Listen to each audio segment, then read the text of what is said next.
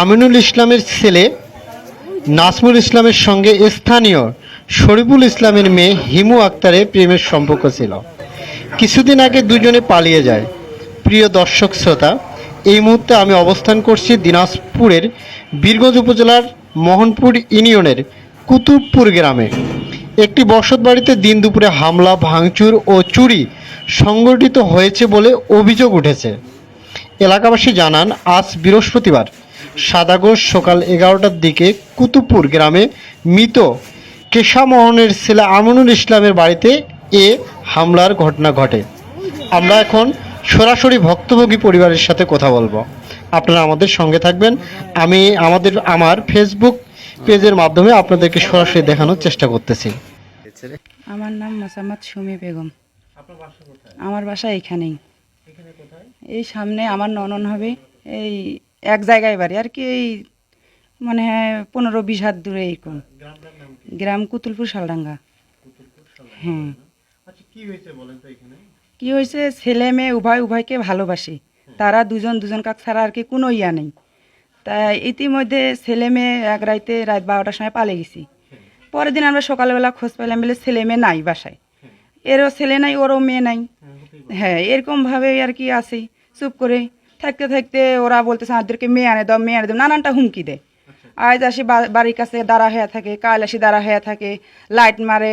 আবার ফির মনে করেন যে ওরা সবসময় যেন আমাদেরকে টেরাই নেয়। আমরা কোথায় যাই না যাই, ওরা কি করে না করে, ওর বাবা মা সবাইকে ওরা ফলো করে। তো এমন হইতে হইতে ওরা এখন বারবার হুমকি দেয়, নানানটা কথা কয়। ওদেরকে মারি ফেলাবে, ছেলেটাকে এমন করবে, তমুক করিবে, আর তার বাবা মাকে ইয়া করিবে, নানানটা কথা কয়। তারপরে এরকম হইতে ওরা বলে আমাদেরকে মেয়েটাকে আনে দাও। আমরা একদিন সবাই মিলে বুঝ পরামর্শ করলাম, বেলে মেয়েটাকে যদি আনে দিলে যদি ওরা বলতেছে কেস করব, নাতে মারি ফেলাবো। জানি না বলে ওরা এই প্লেন নিচে সকাল থেকেই আমরা আমাদের মতো কাজ করতেছি। আর ওরা হঠাৎ করে আসে এই যে 11টা 11:30 এরকম হবে, ওরা আসে এই যে বাড়িতে ভাঙচুর করতেছে। আবার এই যে দেখেন বাড়িঘর লুটপাট এরকম হয়ে গেছে। এখন আপনারা তো নিজেই দেখেছেন, সোনা গয়না টাকা পয়সা ছিল ওনার, এগুলাও নাই। ওনার নিজের যে জীবনটা বাঁচিছে এইটাই ওনার ভাগ্য। কালকে আমরা সন্ধ্যার সময় জামাইয়ের বাড়ি থেকে টাকা 1.5 লাখ টাকা নিয়ে আসছি, যে মানুষের কাছ থেকে হাওলাত করে নিছি। আরও মানুষ পায় টাকা দিয়া আমরা চলে যাবো। আবার মামলা করছে, এটা আমাদেরকে লোকজন ধরা লাগবে না, আর উকিল ধরা লাগবে না। তা আমরা জামাইয়ের বাড়ি থেকে 1.5 লাখ টাকা নিয়ে আসছি কালকে। আর আজকে সকালবেলা ছাগল বেচছি 12,500, 4টা ছাগল 12,500 টাকা বেচছি। আর ওরা খালি সকাল থেকে এই টাকাগুলা, ছাগল বেচা টাকাগুলা আজকে সকালবেলা এই জায়গায় থুইছি। আমরা তো জানি না, এই যে বিছানার এই জায়গায়, তো সবের তলে। আর কালকে যে টাকা 1.5 লাখ নিয়ে আসছি, ওই টেরাঙ্গে আসছিল, ওই ঘরে, ওই বড় টেরাঙ্গে। এখন ওই তালা তুলা আমার ভাঙ্গে চুরে সব কিছু নিয়ে গেছে।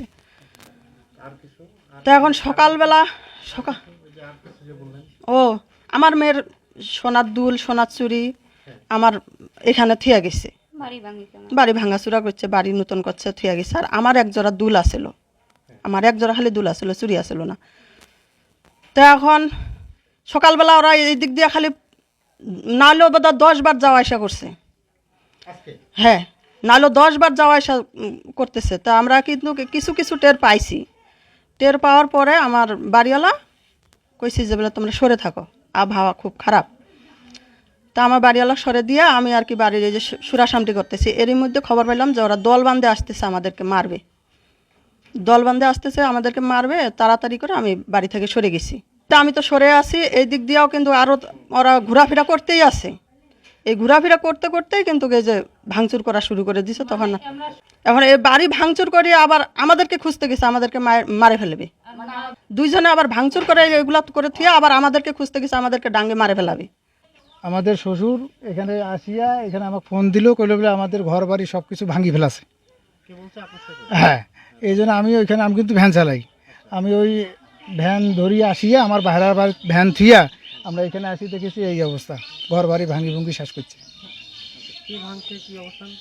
আমরা তো আসিয়া পরবর্তীতে আমরা দেখিনি কে ভাঙছে, যে হ্যাঁ আমরা আসিয়া দেখতেছি এই অবস্থা, ভাঙি শেষ করছে।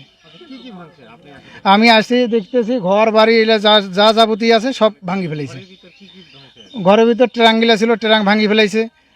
কাপড় চোপড় যা আছে সব এক জায়গায় ঢিপ লাগাইছে। এলা দেখেছি, দেখি তো এইভাবে